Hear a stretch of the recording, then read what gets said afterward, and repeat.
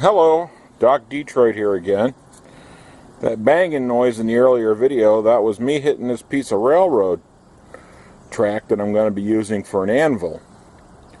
And then I was looking at my vise, and I realized my bench vise weighs more than my railroad track.